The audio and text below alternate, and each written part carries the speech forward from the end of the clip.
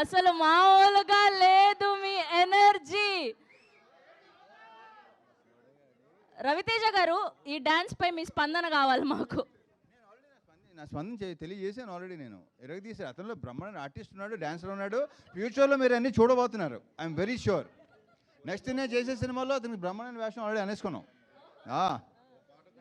అసలు